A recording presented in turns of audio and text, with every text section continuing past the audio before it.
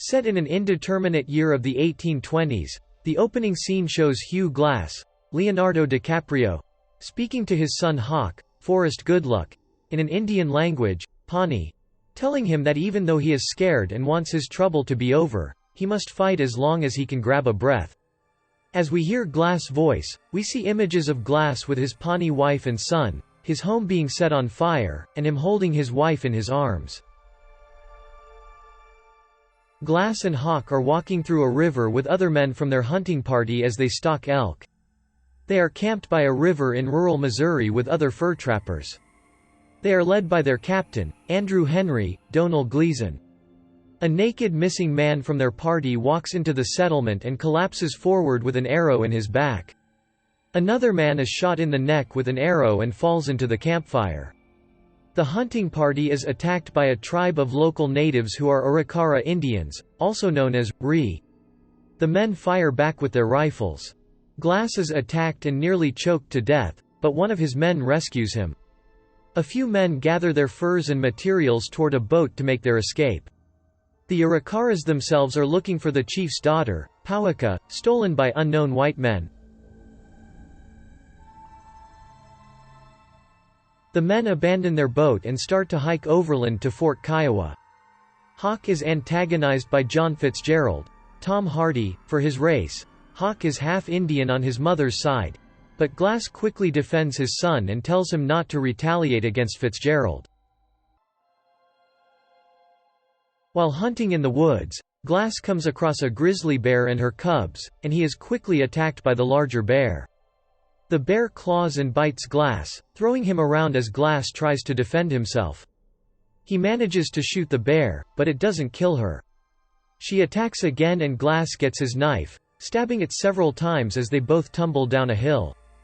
Glass lands in a gully and the dead bear lands on top of him.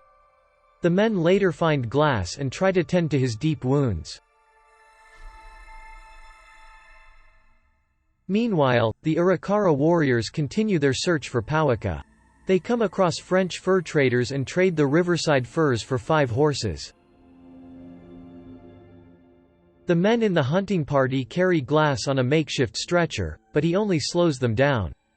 They attempt to carry him up a hill, only for him to slide and bring the other men down. Fitzgerald suggests they need to just kill Glass and put him out of his misery. Henry covers Glass' eyes and almost shoots him in the head, but he cannot bring himself to do it. Henry offers payment of $75 to anyone who will stay behind with Glass. Hawk and Jim Bridger, Will Poulter, volunteer, though Fitzgerald points out that they and Glass will be likely to die. Henry raises the payment offer to $100 so that even Fitzgerald decides to stay with them until Glass expires. Glass is still in great pain and continues to have visions of his wife and the day his home was burnt down. Fitzgerald gets a moment alone with Glass and tries to convince him to let him put him out of his misery so that no one else is slowed down or left waiting to die, including Hawk. As Glass is unable to talk, Fitzgerald suggests Glass should blink if he agrees, knowing that Glass would eventually have to blink, with or without intention to agree to Fitzgerald's offer. Glass holds his eyes open for a long time before closing them, instead of blinking. Fitzgerald intentionally interprets this as blinking and starts to smother Glass. Hawk shows up, seeing Fitzgerald smothering his father. Hawk starts to call Bridger for help, leading to a struggle with Fitzgerald in which the man stabs Hawk in the abdomen, then letting him bleed out as Glass watches helplessly. Fitzgerald gets rid of Hawk's body and tells Bridger he doesn't know where he went. Later that night, Fitzgerald urges Bridger to move on with him, claiming to have seen Ree Indians by the creek. Already having dug a grave for Glass, Fitzgerald forcefully drags him into the hole and partially buries him alive under a pile of dirt as Bridger reluctantly lets him do so. Meanwhile, Henry and the rest of the hunting party have a difficult march by as they head towards Fort Kiowa. As Fitzgerald and Bridger head to meet them, Bridger realizes Fitzgerald was lying about having seen the Ree by the creek. He turns his rifle on Fitzgerald, who takes it from Bridger and turns it on him. He pulls the trigger, but the unloaded rifle clicks on an empty chamber. They continue to move. Glass awakens and weakly struggles to rise from out of the dirt. He starts crawling his way through the woods to find food and warmth. He finds Hawk's body freezing up from the cold. Glass vows to stay by his son's side. He finds a thick bear pelt to take with him to keep warm. As he continues to move through the woods, he feeds off of roots and old bone marrow. He attempts to build a fire for added warmth and uses some of his leftover gunpowder to seal the wound in his throat. Nearby, the Indians are getting closer, so Glass rides down the rapids to escape them.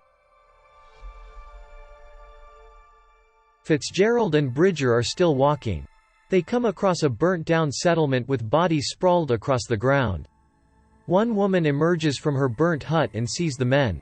Bridger quietly leaves some food for her.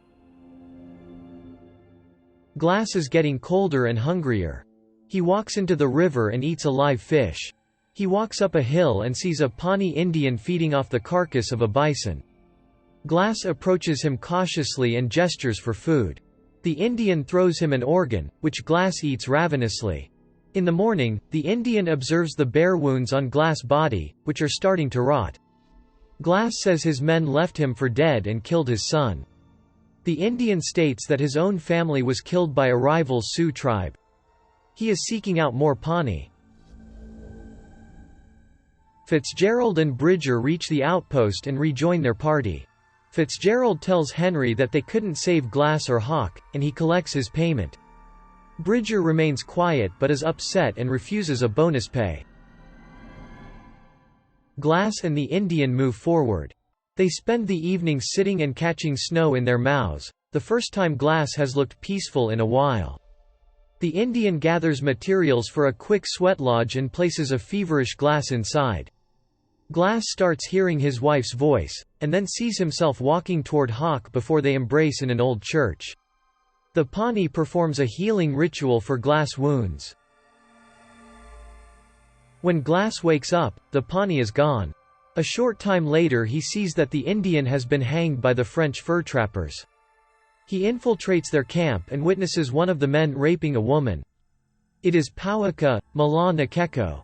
Glass holds the rapist at gunpoint and frees Powaqa. Glass then takes a horse, letting the other horses loose. He rides to a spot in the woods where he builds himself a fire. In the morning, the tribe searching for Powaqa starts to attack. Glass holds them off with his rifle before he mounts his horse and rides away. The tribe follows him on their horses up to a cliff where Glass and his horse fall over the edge.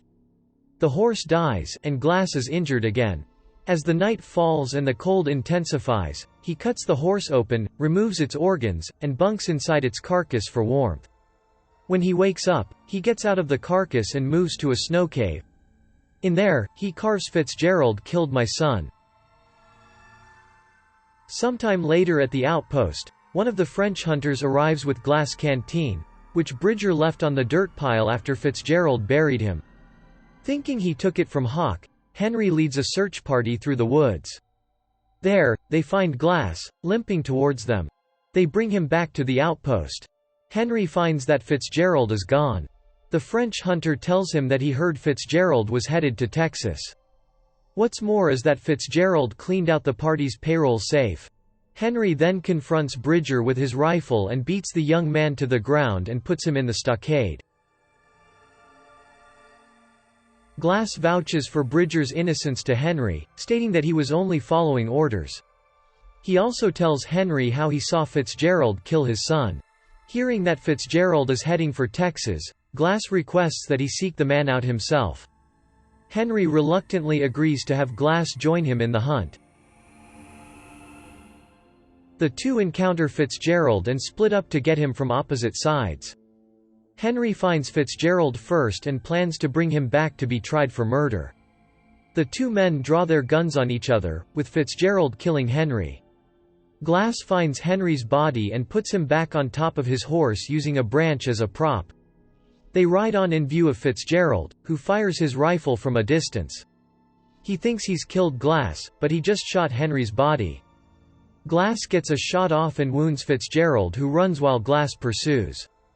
They corner each other in the woods, and Fitzgerald shoots at Glass. Fitzgerald runs down by the creek where Glass finds him and they begin to fight. Fitzgerald nearly stabs Glass, but Glass turns the knife on him. Fitzgerald impales Glass' hand, but Glass overpowers him and nearly finishes him off until Fitzgerald states that killing him won't bring his boy back. On the other side of the creek, Glass sees the Indians that have been pursuing him, now with Powaqa. He decides that revenge is in God's hands, so he pushes Fitzgerald into the water and lets him float over to the Indians. The chief grabs Fitzgerald and kills him with his knife. They spare Glass since Powaqa tells them that Glass freed her. Although he has gotten his revenge, Glass is alone once again, wandering through the cold land. He falls on his knees and sees a vision of his wife once again walking into the light. The final shot is of Glass' eyes filling up with tears.